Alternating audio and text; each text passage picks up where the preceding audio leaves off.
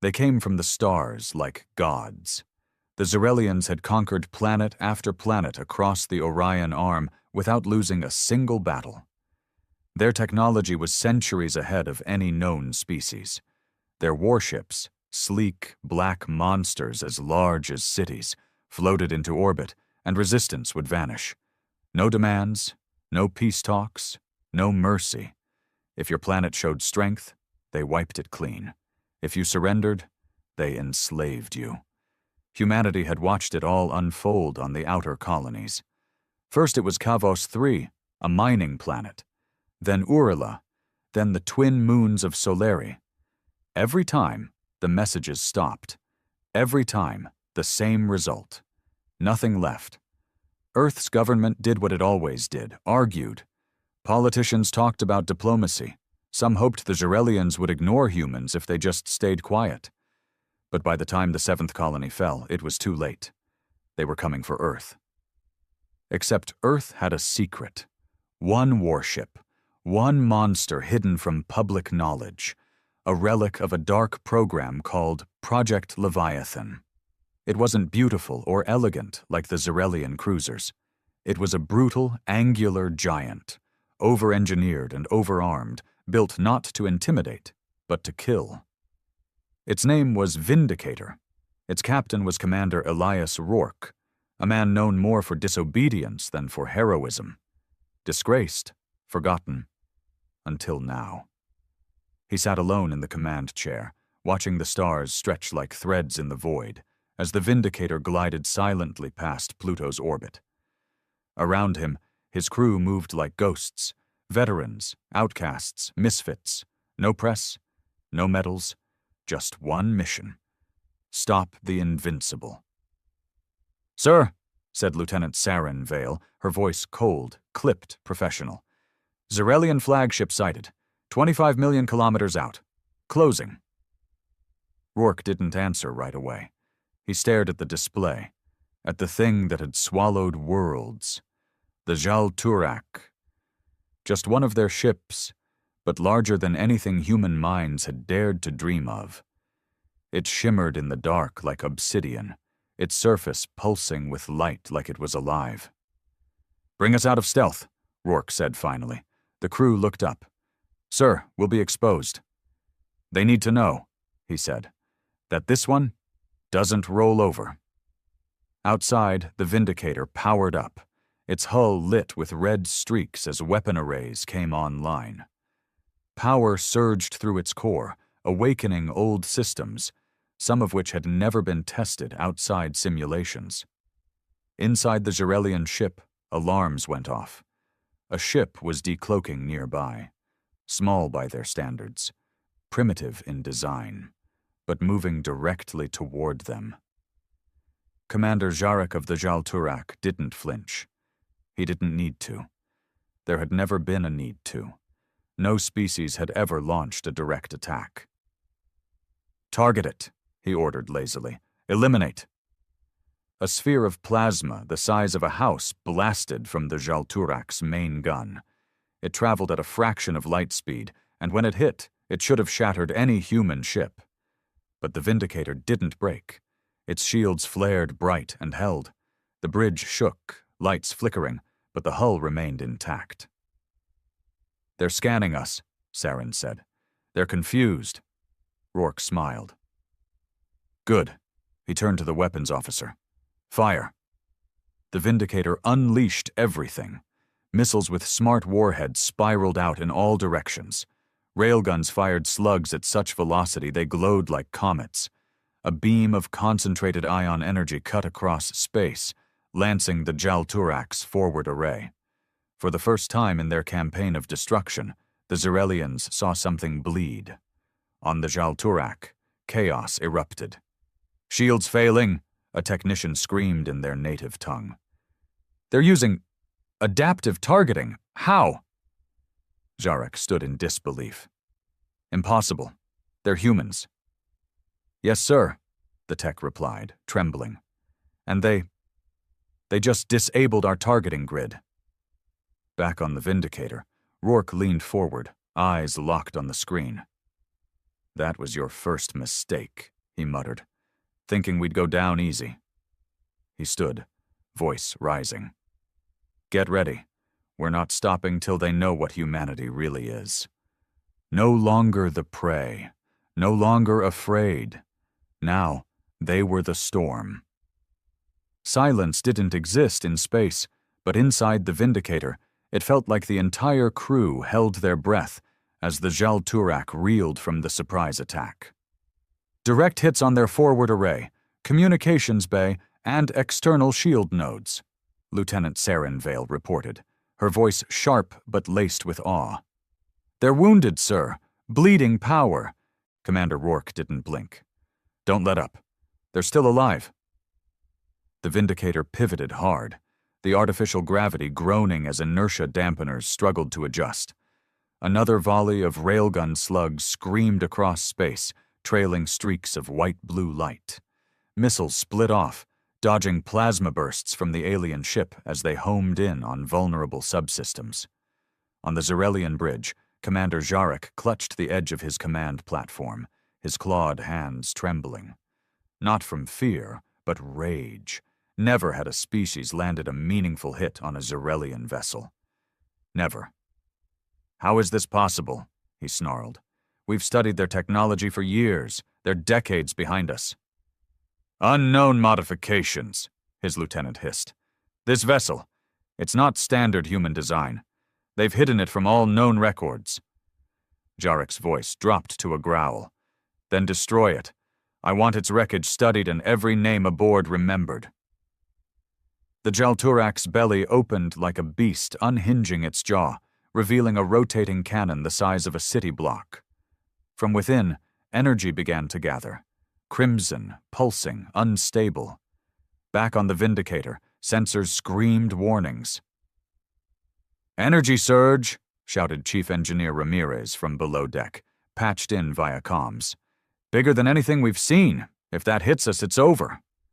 Rourke stood calmly. What's our window? 17 seconds, maybe less. Then we take the shot first. He turned to Saren. Fire the singularity lance. The room froze. Sir, that system? I know it's untested. I know we only got one damn shot. Fire it.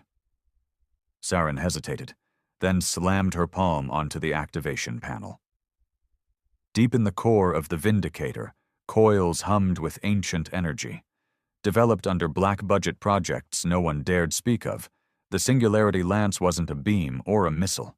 It was an artificial micro-black hole, stabilized for launch and aimed with quantum precision. A high-pitched whine echoed through the hull as the ship trembled. Then the weapon fired. A ripple distorted space between the two ships, like a smudge across reality itself. The black sphere darted forward, silent, elegant, unstoppable. The Jalturak's cannon had just begun to unleash its own beam when the sphere punched through its forward armor. For one horrifying moment, the beam bent toward the singularity, then collapsed inward. The explosion wasn't bright.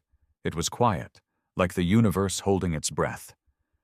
The front of the Jalturak folded in on itself, crumpling as the miniature black hole devoured metal, energy, and lives with the quiet hunger of a god. Then it collapsed, gone as fast as it came, leaving behind nothing but wreckage and silence. On the Vindicator, alarms cut out. The rumble faded. The bridge remained still for a heartbeat. 2, 3. Then the crew erupted into cheers. Ramirez shouted triumphantly over comms. Saren leaned forward, blinking in disbelief. Even the navigation AI, cold and dispassionate, emitted a ping of completion. Holy hell, murmured Weapons Officer Jenkins. Did we just do that? Rourke didn't smile. His face was still stone. One down. He knew better than to celebrate. The Zarelians were never alone. Sir, Saren said, voice sobering. We've got movement. 6 more ships inbound. Smaller than Jalturak, but fast. Looks like strike cruisers. How long until they get here? 4 minutes, maybe less. Damn. Rourke stood. Status on Vindicator? Ramir's voice came through again, strained. That shot fried half the systems near the Lance array. We're down to 80% shields, propulsion at 75. We can still move, but not like before. Understood. Rourke tapped his command terminal, eyes narrowing. Prepare Phase 2. Phase 2. The part no one ever wanted to use. In the depths of the Vindicator, hatches hissed open, 4 smaller vessels, stealth fighters with reverse-engineered alien tech, launched from the bay. Piloted by the most reckless pilots in the fleet, these ships weren't meant to win. They were meant to distract, to bleed, to stall. Black Arrows deployed, Saren confirmed. They know what they're doing. Rourke watched them disappear into the dark, 4 arrows against a hurricane. They always did. The Black Arrows sped toward the incoming Zarelian cruisers, weaving through debris and jamming signals as they went. One pilot, Jack's Deadeye Marlowe, patched in briefly. Captain, his voice said, calm even now. If I don't make it, you'll make it, Rourke snapped. Jax chuckled. Sure I will. But if I don't, make them bleed, yeah? Then silence. The Vindicator turned slowly, putting its bulk between Earth's outer moons and the incoming enemy. On every human channel across the system, civilian and military alike, images of the lone human warship standing its ground broadcasted like wildfire. Families on Earth watched. Soldiers across colonies watched. And for the first time in decades, they believed. Inside the lead Zarelian cruiser, the new commander, Captain Kithis, studied the wreckage of the Jal Turak. This is not war, he said slowly. This is insult. A lower species dares wound us. An aide hissed a question. Shall we contact High Command? Kithis shook his head. Number, they'll mock us for needing help. We end this now. Begin fleet bombardment pattern Theta. The strike cruisers opened fire. Twin lances of light streamed toward the Vindicator. Plasma shells and ion missiles flooded space. One of the Black Arrows twisted through the barrage, returning fire before a beam sliced through its cockpit. The ship spun out and exploded silently. Jax's voice never came back. Inside the Vindicator, damage reports flowed like water. Sections of the outer hull ruptured. Automated systems fought to keep life support online. We're holding, Saren said, though her voice cracked. For now. We don't need forever, Rourke replied. Just long enough. Long enough for what? The AI voice chimed in. Energy spike detected near Saturn's rings. Human vessel arriving via quantum fold. Signature matches Earth Fleet Registry. UES Ironclad. Saren turned with wide eyes. We've got backup? The screen lit up. From the dark curve of Saturn, another warship blinked into existence. The Ironclad, older than the Vindicator but still massive, emerged with weapons hot. A second voice chimed in through comms. Commander Rourke, Admiral Chen, Ironclad, you started the party without us? Had to, Rourke said dryly. Glad you showed up. Chen's voice turned serious. We brought the cavalry. Moments later, 5 more human ships appeared. Frigates, retrofitted destroyers, even an old orbital cannon platform dragged into battle by tugs. Not elegant, not flashy, but human. All of them turned toward the Zarelian cruisers. For the first time, the numbers weren't one-sided. The enemy hesitated. They weren't used to hesitation. Rourke stood tall, blood on his cheek from a ceiling panel that had broken loose. Broadcast this on all open channels. He nodded to Saren. She opened the communications. This is Commander Elias Rourke of the UES Vindicator. You came to take Earth.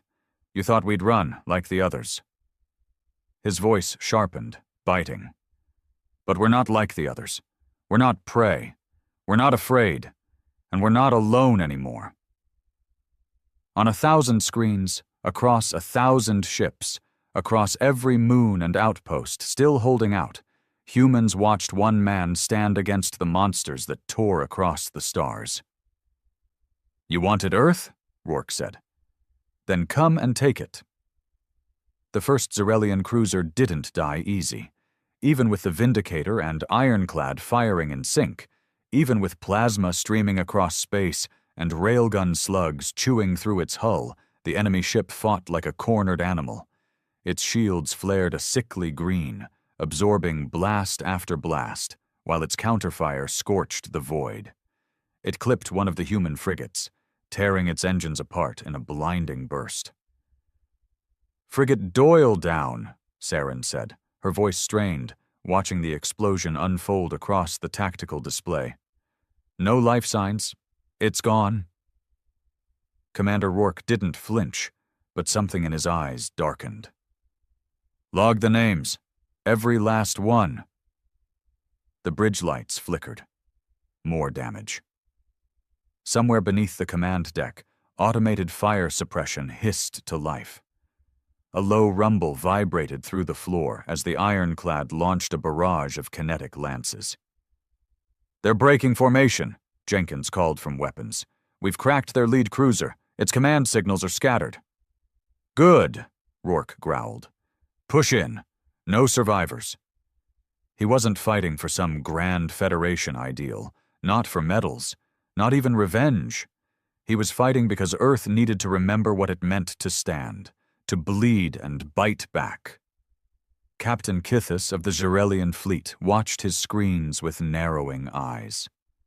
In all the centuries of their dominance, only one species had ever resisted so violently. The Kroganth, long ago. But even they surrendered after a week of orbital strikes. Humans were different. They didn't beg. They didn't run. They fought like animals with nothing left, and worse, they were learning.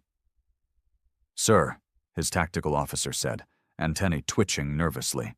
"They've shifted tactics, coordinated formations. They're jamming our tactical frequencies now." Kithis slammed a clawed hand onto the console. "Imitate them. Adapt. Use their own chaos against them." The Zarelians weren't used to adapting. Their ships were built for domination, not defense. Their command relied on intimidation, not innovation. But the humans didn't play by those rules. Not anymore.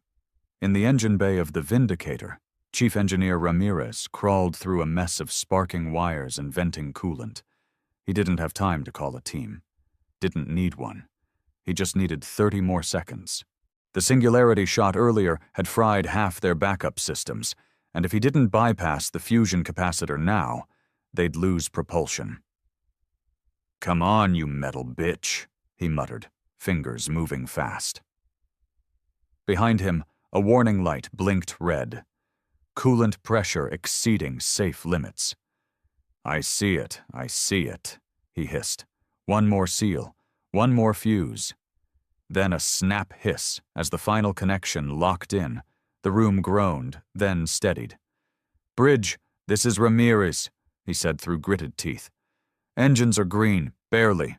Don't ask for miracles." Rourke's voice came back instantly. "Wouldn't dream of it. Just hold her together, Chief." "I always do." Elsewhere on the Vindicator, in the med bay, Dr. Elena Kaur stitched a man's leg without anesthetic. The wound was deep, shrapnel embedded in muscle, and the patient bit down on a strap of leather to stop screaming. "You're lucky," she said quietly, eyes not leaving her work. "Another inch and your femoral artery would have sprayed this room red." He grunted in pain. "I said lucky, not painless," she added. All around her, nurses and assistants moved like ghosts, dozens injured. No time for rest. Just blood, gauze, pain, and more pain. Because war didn't pause for recovery. And neither could they. Out in space, the tide began to turn. The Vindicator moved like a monster, limping but unyielding. Beside it, the ironclad and the surviving destroyers tore into the remaining Zarelian cruisers. One enemy ship exploded under concentrated fire, the blast illuminating the shattered hull of the wrecked cruiser like a dying sun. "3 down," Saren said, barely believing it. "3!" But Jenkins' face had gone pale. "Missile barrage incoming. Zarelian reinforcements just arrived." "Where the hell from?" Rourke barked. "They must have been cloaked behind Europa's shadow. Stealth class, 2 heavy corvettes, and another capital-class ship." "Status on fleet?" "The ironclad's taken heavy hits. Frigate Ravenscar just lost comms. Destroyer Caspian is down to 30%. Rourke stared at the new warship on the screen. Sleek, black, sleek like a dagger in the dark. Not another Jal Turak, but worse. This was the Zarelian Wraith class, their answer to every resistance, built not just for war, but for mass erasure. "Target the Wraith," Rourke ordered. "We finish this now."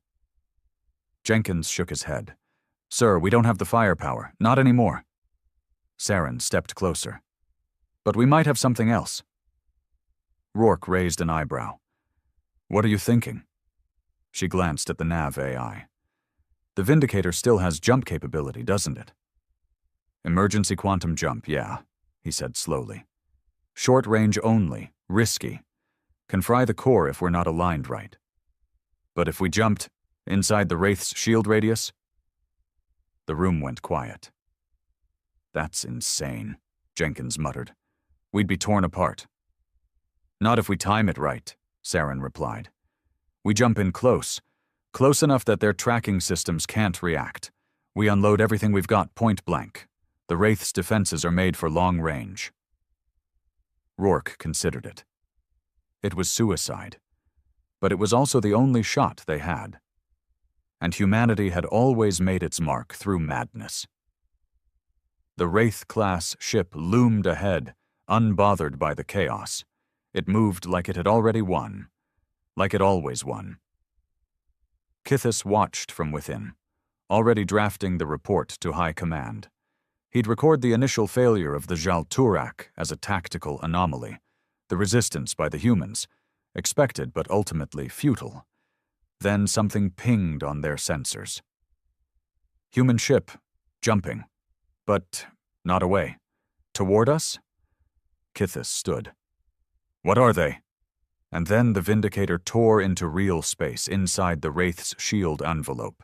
It was close enough that Rourke could see the alien hull through the bridge viewports. The Zarelian ship was massive, smooth like obsidian glass. But now it looked vulnerable. "Now!" he roared. Jenkins didn't hesitate. Everything they had left fired at once.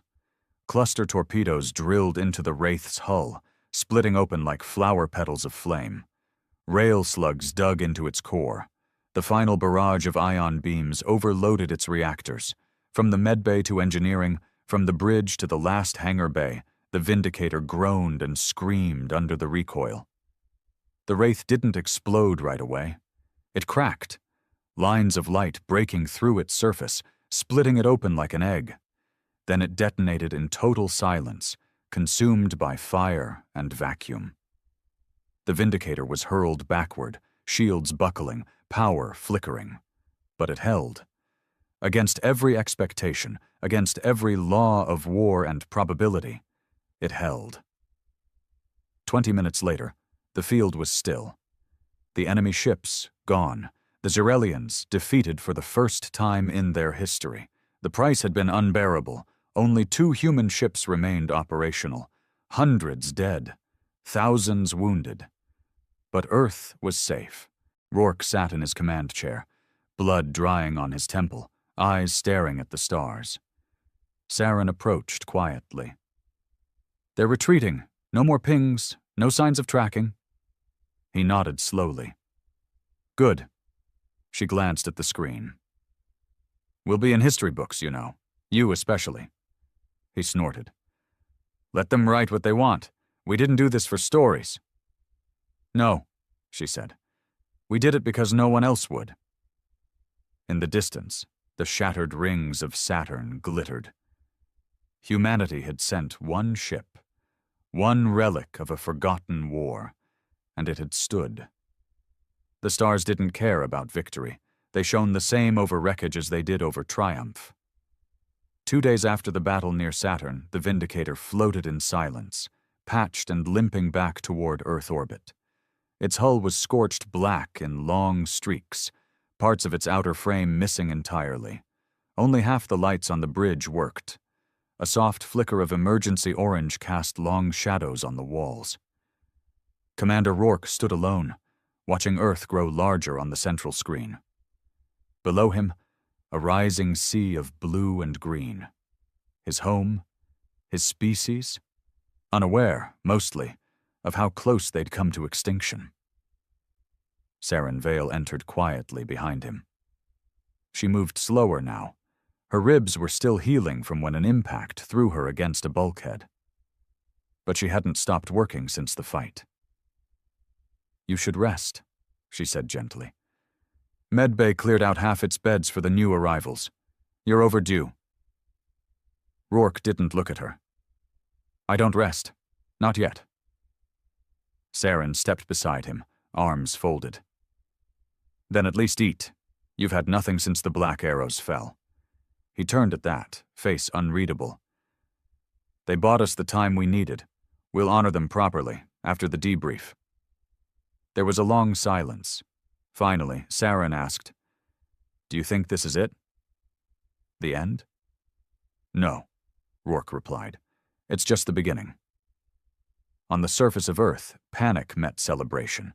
News feeds everywhere ran the same headline: "Human warship destroys Zarelian fleet." Across the unified Earth cities, people wept and cheered. Holograms replayed Vindicator's final attack in glorious, filtered detail. Clean, bloodless, with none of the terror or loss. Governments broadcast statements of unity. Recruitment booths overflowed. Children waved flags. Old men lifted glasses. But beneath that joy, fear crawled. Because if the Zarelians could be hurt, they could also get angry. Inside the Global Security Council, high above the megacity of New Geneva, 12 men and women in perfect suits stared at each other over polished steel desks. "Commander Rourke went off mission," said Councillor Danzel, voice cold. "His orders were to defend the Sol perimeter, not to engage directly." "He saved Earth," replied Councillor Thandi Mbatha, her eyes sharp. "And for once we proved that we aren't the galaxy's whipping post." "Temporary," Danzel said. "We've awoken a beast, and we don't know how many more they can send." General Misha Yoon leaned forward. "The Vindicator was our last deep-segment warship. If they send a full armada, we can't match that." Councillor Argian tapped the desk. "Unless we finish Project Aegis." The room went still. Mbatha frowned. "Project Aegis was shelved, unstable, experimental, but designed specifically to counter Zarelian tactics," Arjun interrupted. "We've seen it. Their arrogance is their flaw. Aegis was built to exploit that." Yoon looked to the ceiling, then muttered, "God help us all." Back on the Vindicator, the dead were being prepared for release. It was a quiet ceremony. The survivors lined up in the lower hangar, dressed in their best surviving uniforms. The bodies, wrapped in polished carbon weave caskets, were slid into the launch chutes one by one. Each coffin bore a name: Jax Deadeye Marlowe, Lieutenant Tessa Hound, Navigator Elric Shaw, over 50 names, too many for one deck. Rourke spoke from a simple platform. They were soldiers, yes, but more than that. They were the spark. They proved that when pushed, we don't break. We burn. He paused. And the universe has now seen what it looks like when humanity burns back. With the press of a button, the caskets launched. Slow, dignified, into the dark. One by one they vanished into the vacuum, drifting toward the stars they died under. Not a word was said afterward. Just silence. In deep space, far beyond the edge of the Sol system, The Jarelian High Command convened inside the living chamber of the emissary throne. The room wasn't built of metal, but grown. Pulsing veins of purple and silver ran along its walls. The Jarelians didn't build with steel. They bred their technology. Everything in their warships was alive. At the center of the throne chamber sat High Warlord Kazith, a being taller than any human, draped in layered exoskin that gleamed like wet obsidian. Before him knelt Kithis, still bruised, his eyes low. "You failed," Kazith hissed. "You let our kin die. Our cruiser, our Wraith class, destroyed by primitives." Kithis flinched. "They have evolved, my lord. Hidden capabilities. They possess weapons that mimic singularity compression. It was—" "You were warned," Kazith interrupted. "They are not like the others. Not anymore." The emissary's advisors spoke through whispers, their tongues clicking and curling like insects. "They have awakened what should not have awakened. They broke the legacy of the Jal Turak. They cannot be allowed to rise." Kazith's eyes narrowed. "Then we will strike, and this time not with arrogance." 1 week later, Rourke stood inside the Federation Assembly Chamber on Earth, wearing a fresh uniform that still didn't feel right. He'd shaved, brushed his hair, cleaned the blood out of his nails. But inside, nothing had changed. He stood before hundreds of delegates, streamed across thousands of systems. Holos showed his face everywhere. He hated it. Counselor Mbatha introduced him. This man stood against the storm, not with a fleet, not with permission, but with resolve. And because of that, humanity stands free. For now. The applause was thunderous, but Rourke didn't smile. He stepped to the podium and said, "We didn't win." A hush fell. "We survived, barely. The Zarelians lost a few ships, yes, but they'll come back. And next time they'll bring more." Murmurs filled the hall. Rourke raised a hand. This wasn't a victory. It was a warning shot, one they didn't expect. But we won't get that surprise again. If we don't prepare, if we don't unite, not just Earth, but all humans, all colonies, then next time we'll fall.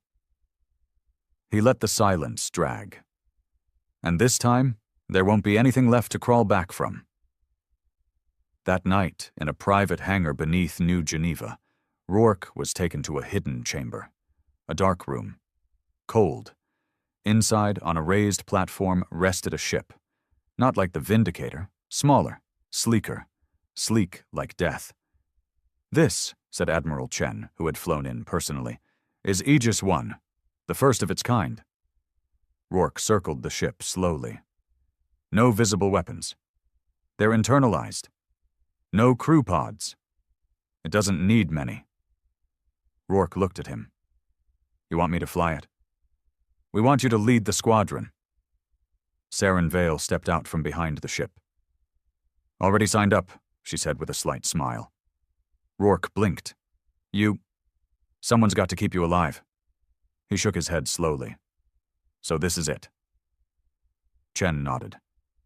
"The war's not over. It's just changing." And as Rourke looked up at the ship, black as a void, sharp as a blade, he understood. The Zarelians had seen humanity as soft, breakable. But now they would see what humans looked like when they fought not for victory, but for survival. And survival made monsters of them all.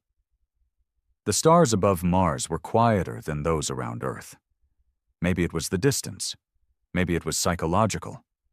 But for Commander Elias Rourke, the silence felt heavy. Heavy like a storm, brewing just beyond the horizon.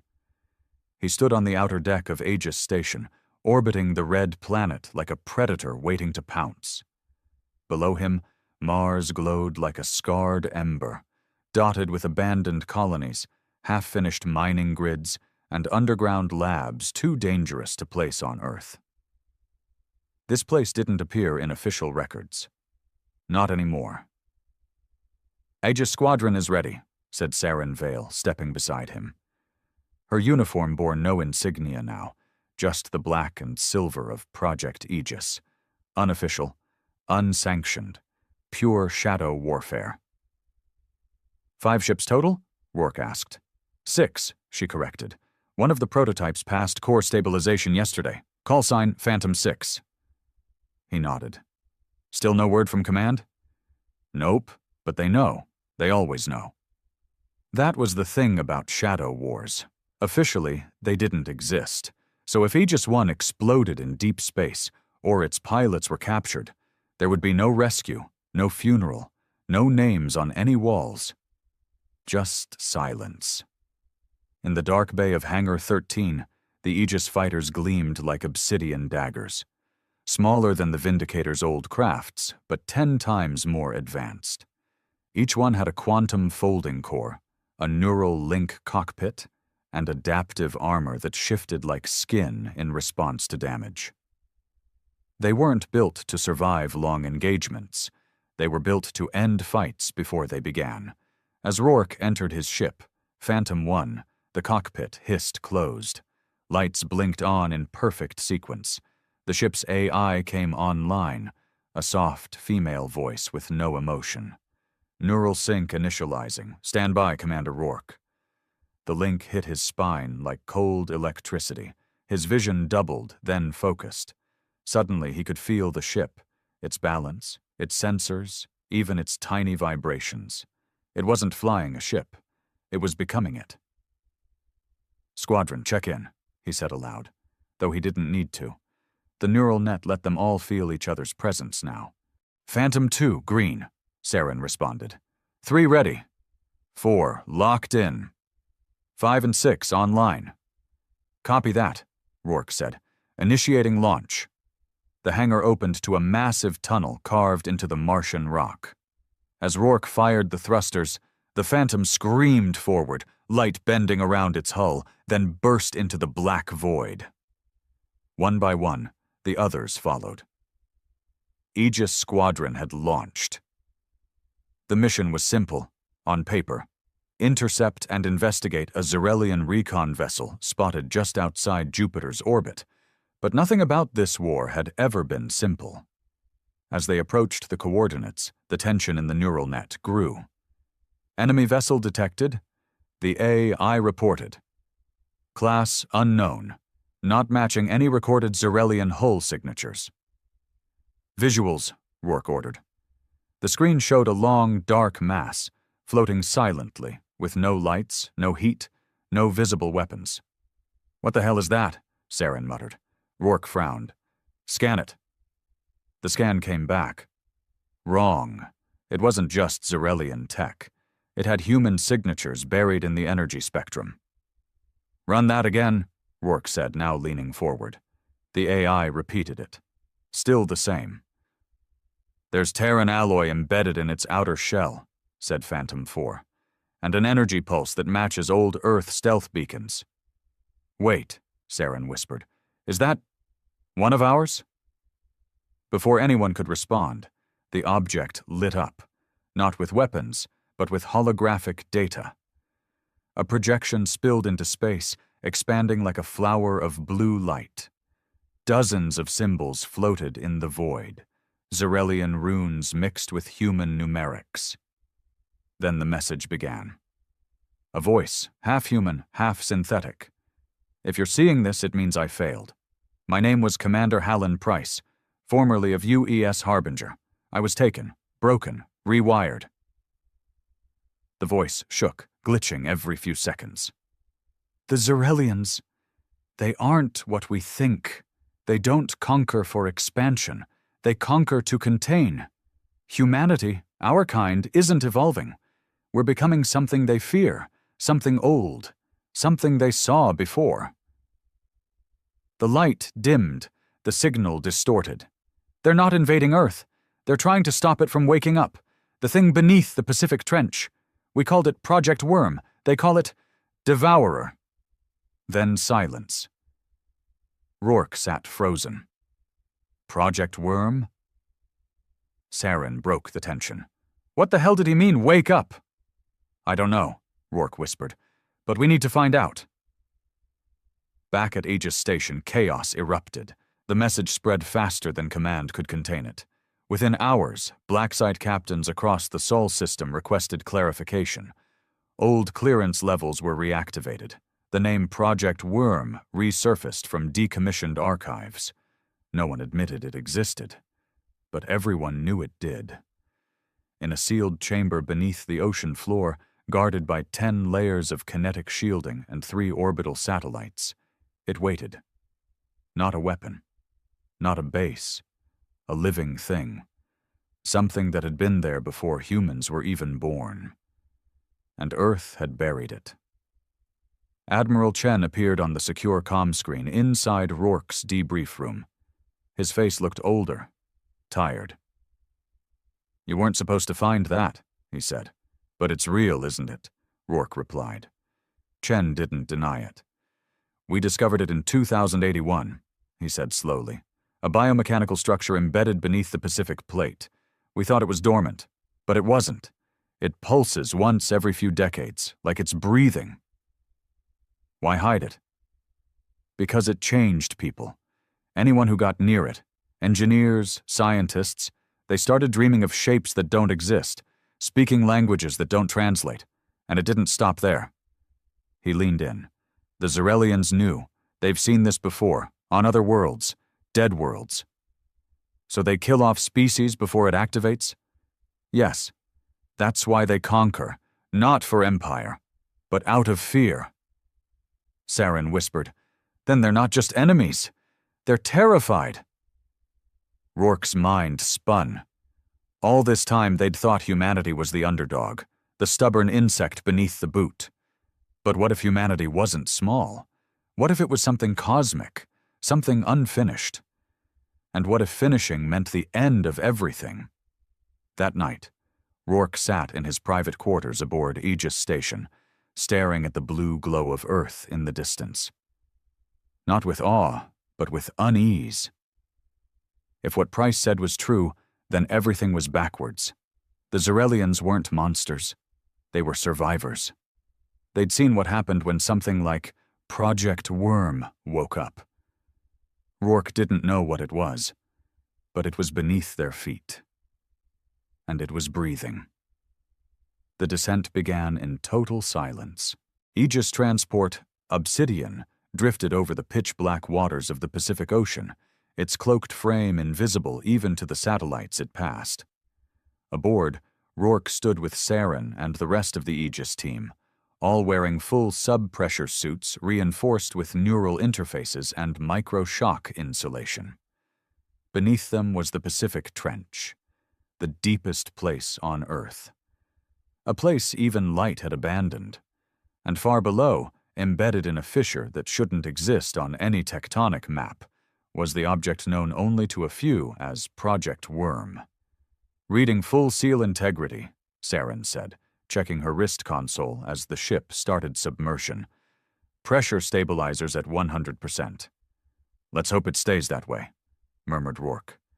The Obsidian groaned as it pierced the water's surface. There was no fanfare, just a quiet splash, and then the vessel slid under like a dying shadow. It took hours to reach the right depth, past the lightless zones, past the remnants of forgotten submarines and extinct species no one ever studied, down into the crushing dark. "Approaching the trench perimeter," the pilot said finally. "We're entering the restricted ring." From the main viewport, Rourke saw it. First just a shimmer of movement, then a structured silhouette. A vast black arch, half buried in the ocean floor, 10 kilometers wide, shaped like a rib cage made of stone and metal and something else. Something that shouldn't have existed on Earth. "There it is," Saren whispered. "The worm."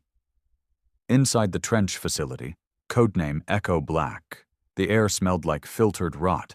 It wasn't mold, not really, but something in the recycled oxygen system left a copper taste on Rourke's tongue. The air was dry, but felt used, like it had been through too many lungs, too many decades. Echo Black had been built in 2084 as a deep ocean research base. Now, most of it was offline. The lights flickered overhead. Halls were lined with corrosion and dust. And at the heart of it all was Vault Theta, a massive vault door sealed with 9 redundant fail-safe locks, buried at the lowest chamber of the base. "This is where they kept it," said Dr. Mira Thorne, the only civilian on the mission, and one of the last surviving scientists from the original Worm project. Her hair was wild and gray, her eyes constantly flicking over her shoulder. She hadn't been allowed above sea level in over 10 years. She pressed her hand to the biometric scanner, and the first lock disengaged with a long, slow hiss. "You understand," she said, not turning around, "that once we open this, nothing will ever be the same again." Rourke didn't answer. He didn't need to, because deep in his gut, he already knew. When Vault Theta opened, the temperature dropped. Inside was a massive cylindrical shaft that descended further into the trench rock, spiraling down like a drill. Along its walls were ancient markings, not etched but grown, like the stone itself had folded around the language. At the bottom was the worm, not a creature, not a machine, but a seed. It pulsed with faint green-blue light, perfectly smooth, floating just above a curved pedestal of fused rock.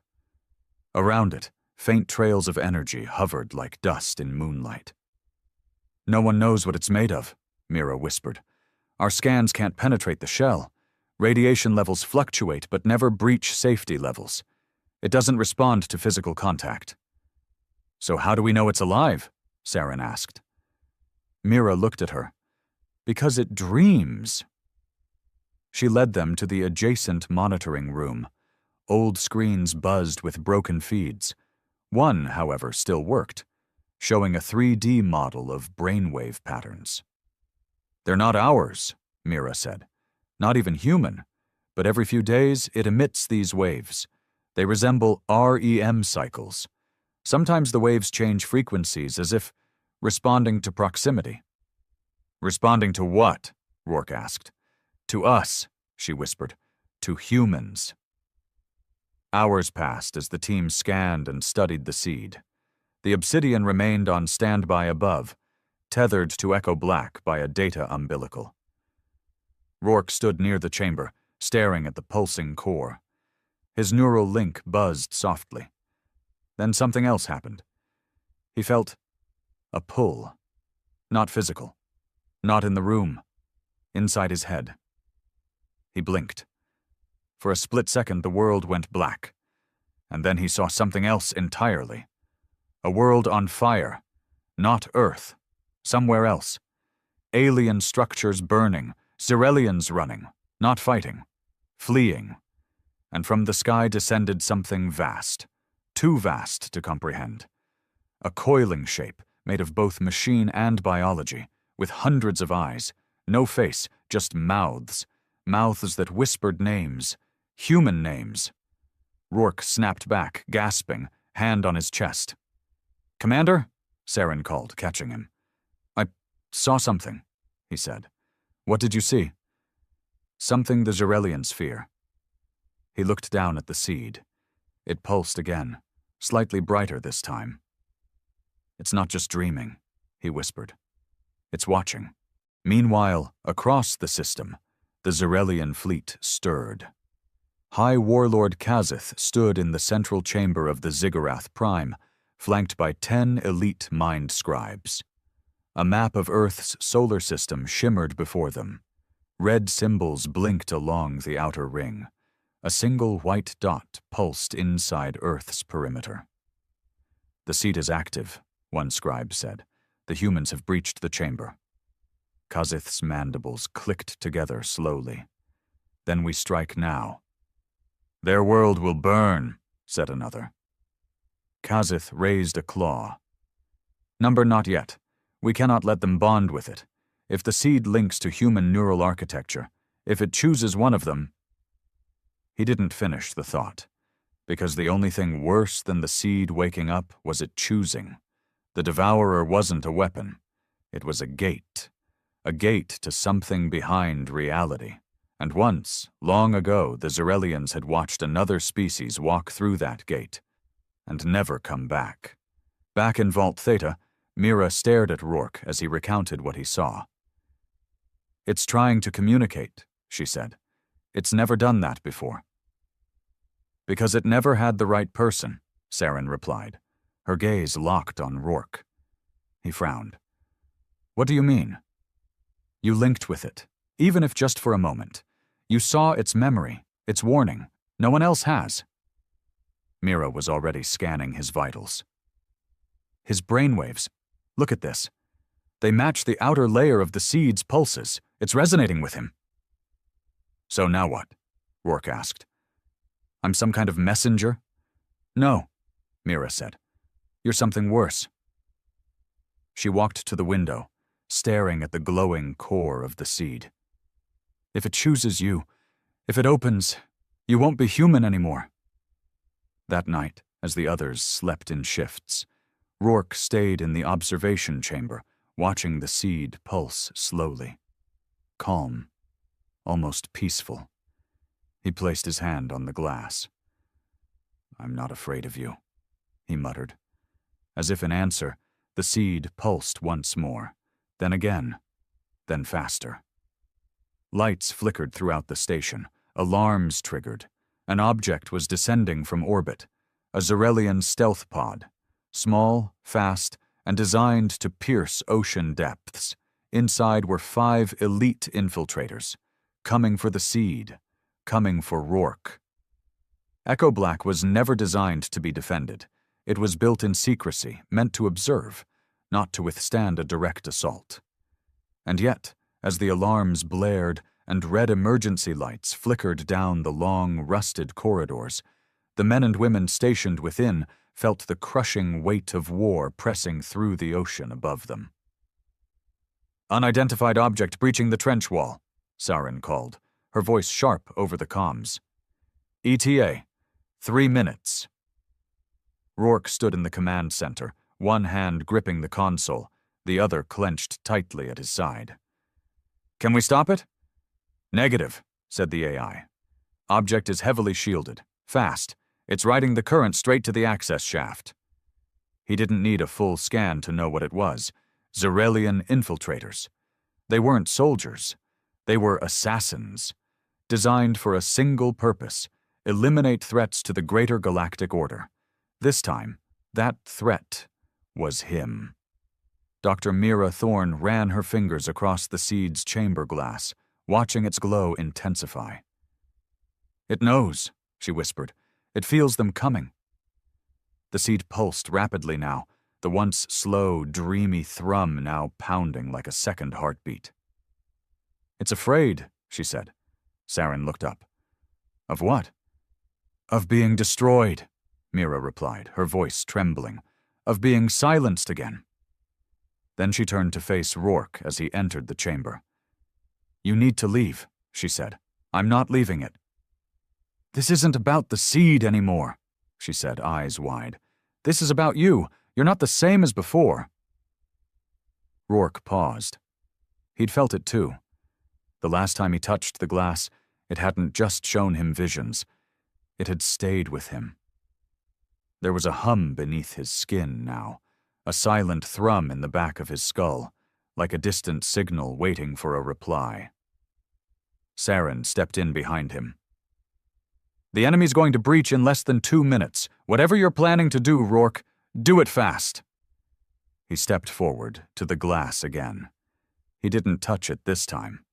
He spoke. "I don't know what you are," he said to the seed, "or why you're down here. But if you need me, then take what you need. Use me." Nothing happened at first. Then, everything changed. Inside Rourke's mind, reality shattered. He didn't fall. He didn't move. But suddenly he was elsewhere, floating in an impossible place, a vast void of light and shadow, geometries that twisted into each other, shapes that didn't obey any laws of space, stars that blinked like eyes, galaxies coiling around each other like serpents. and from the center of it all came a voice. Not spoken, not even audible, just felt. You are the key, the final echo, the memory of what was and what may be again. Rourke tried to speak, but no words came. The voice, its presence, wrapped around him. You were never meant to be what you are. You are acceleration, catalyst, the shape that survives collapse. What are you? He finally managed to think. I am not the worm. I am what came before. I am what lies beyond your extinction. And in a flash, Rourke saw a glimpse of it. A race not human, not Zerelian, older than stars, a civilization that unlocked the core truth of existence, and in doing so broke reality. They opened the seed, and what emerged from it didn't just consume their world, it rewrote it. Rourke screamed, except he didn't have a mouth here, just thought, just feeling. The voice whispered once more. Now they fear you, because you are becoming what they failed to contain. And then, as fast as it came, it ended. He woke up gasping, kneeling in front of the seed, his body covered in sweat, eyes wide. Saren ran to him. Rourke, what the hell just happened? I saw it, he whispered. It's not just a weapon. It's a doorway, a memory, of a species that came before, something too big to control. Then he stood. And it chose me. The first breach hit Echo Black like a hammer. A section of the upper hull imploded, water screaming through twisted metal. Emergency bulkheads slammed shut, but not fast enough to stop the Zerelians. 5 infiltrators, armored in black organic exosuits, crawled into the base like insects, their limbs bent in unnatural angles, their eyes glowed like molten stars. Seal the seed chamber, Saren shouted, raising her rifle. It won't hold them, Mira warned. Then we hold the line ourselves. Outside the main vault, Rourke stood shoulder to shoulder with Saren and the others. They were outgunned, outclassed, but not outwilled.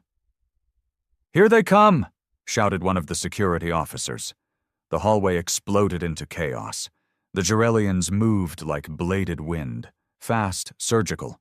They cut down 2 guards before anyone fired a shot. The air filled with smoke and blood. Saren dropped to one knee, squeezing off 3 rounds that hit one of the infiltrators square in the chest. It stumbled, then fell, its armor hissing as it bled thick black fluid. Got one, she yelled. Another charged Rourke, its claws aimed at his neck. But before it could strike, Rourke caught it mid-air. Time slowed. He twisted, snapped its spine with one hand. Saren stared at him. What the hell? I don't know, Rourke muttered, breathing heavy. I just moved. The seed was still glowing behind the glass, still pulsing, still sharing. One by one, the infiltrators were cut down, but not before breaching 2 more corridors. The base shook violently as another section collapsed under the trench pressure. Water flooded the north labs. Emergency beacons blinked red. Dr. Mira ran into the seed chamber. It's stabilizing, she shouted. It's using him, Rourke, to focus its output. It's trying to lock on. To what? Saren asked. To the source. To whatever's out there, whatever it came from. Rourke stumbled, his head burned. He saw more flashes, a spiral of dead stars, a temple beneath ice, a voice whispering, "Complete the echo. Bring the gate home." Suddenly, the seed began to lift, not high, just a few inches. But it was enough. The pedestal beneath it cracked, revealing a swirling mass of light and black tendrils. A conduit, a biological relay of some kind. Oh my God, Mira breathed. It's not dormant. It's incubating. It's calling out. Rourke backed away. I don't think I can hold it, he said. And then the comms crackled. Commander, came a familiar voice. Admiral Chen. We've got incoming. Zerelian Armada just dropped out of fold space above Earth. 20 warships. They're coming to wipe us out. Saren's face paled. This is it, she whispered. They know. Chen continued. They're not issuing ultimatums. They're not even jamming us. They've come to end the species. We've got maybe 6 hours. Rourke turned to the seed. Then I need to open the gate. 6 hours. That was all Earth had left. Above the atmosphere, the Zarelian Prime Armada hung like a funeral shroud. 20 ships, each one capable of glassing continents. There was no bluff, no transmission, no demand.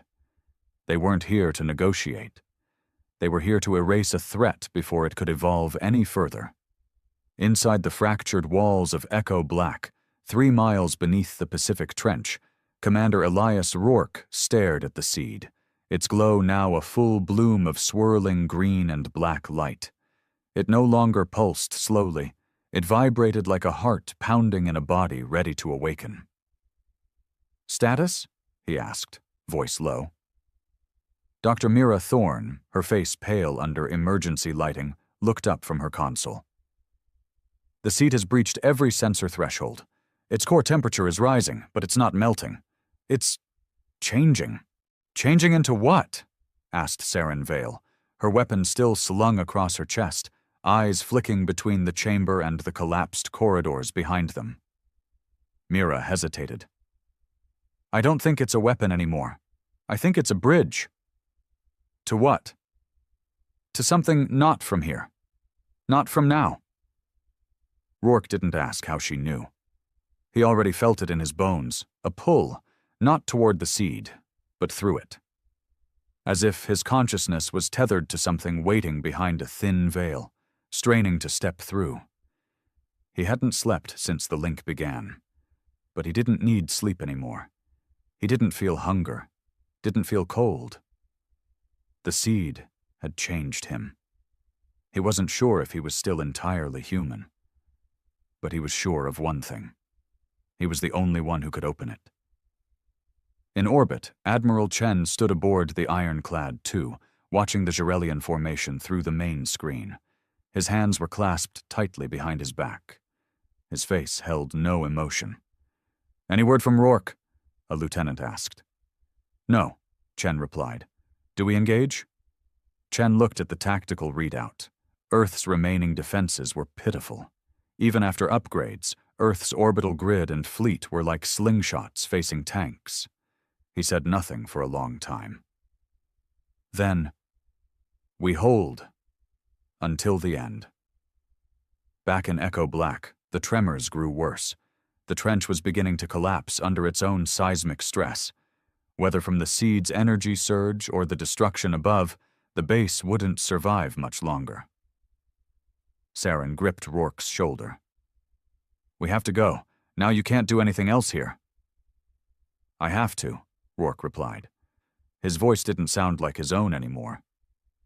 It's not done with me. Mira, frantic, shouted. If you open it without understanding, without the protocol, we don't know what will come through. You could destroy everything. He turned to her, eyes glowing faintly now, barely visible unless you looked closely. You don't understand. It's not coming through. It's already here. And then, the seed split open. No explosion, no shockwave, just a crack, like splitting an egg, and inside, folded like an origami of flesh and code, was a shape. A small figure. Not alien, not machine. Human. A perfect replica of a man. Tall, black-haired, no older than Rourke, but with eyes that shimmered like galaxies. He stepped forward barefoot on the chamber floor, naked but not exposed. Saren raised her weapon instinctively. The figure raised a hand. No harm, it said, in Rourke's exact voice. Rourke's mouth went dry. Who? What are you? The figure smiled faintly. I am your completion, the part of you left behind by time. Are you from the seed? No, it replied. I am the seed, and I am you. The figure turned to Mira, then to Saren. When your kind evolved, it continued, you left echoes behind. Code, memory, possibility. I am the culmination of what you could become, if unshackled. The Zarelians feared me before they even met you. Why? Mira whispered. Because I am the moment their order ends. I am the chaos they cannot predict, and now I must choose. Choose what? Rourke asked, stepping forward. The figure faced him directly. Whether to evolve you, or erase you. In space, the Zarelian fleet began to move. Weapons charged, their forward units positioned to strike. Earth's orbital warnings screamed across every city. Sirens blared, panic swept through the streets.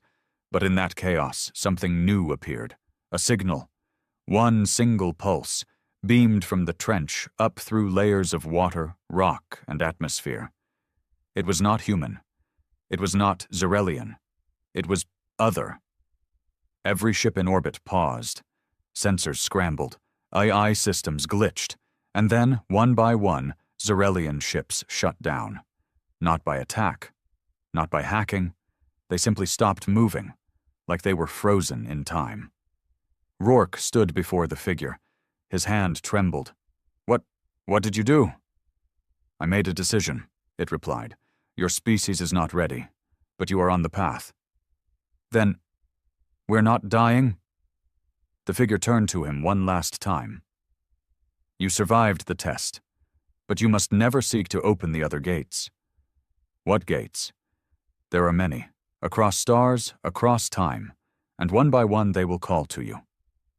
Will we become like you? Rourke asked. The figure's smile vanished. Number, if you are lucky, you will remain human. Then it stepped backward into the seed, and in a sudden flash of white, both vanished. The seed collapsed into itself, shrinking, until nothing but dust remained. Silence returned. Echo Black collapsed 3 minutes later, but not before Rourke, Saren, and Mira made it back to the surface, extracted by an emergency stealth cruiser sent by Admiral Chen. They watched from orbit as the Zarelian fleet retreated, engines silent, lights dimmed. No shots fired, no lives taken. Not this time. 3 weeks later, the world tried to move on. News of the battle was suppressed. The Zarelians never officially returned. The skies were clear again. But whispers grew. People spoke of a signal that reached the edges of known space, a pulse, a call, and somewhere, far away, something heard it. Rourke stood alone on a quiet beach in South Africa, staring at the ocean that had once hidden humanity's darkest secret. Saren joined him, a cup of coffee in her hand. You okay? She asked. He didn't answer. Are you still you? She asked softly. He looked at her. I think so. But part of you is still connected. He nodded. Are we safe now? For now. She handed him the coffee. You'll let us know if that changes? Rourke smiled faintly. I won't have to, he said. You'll feel it. We all will. They stood in silence, the waves washing over the sand. And deep beneath the earth, the memory of the seed slept again. But it wouldn't sleep forever, because humanity wasn't finished. They had just begun.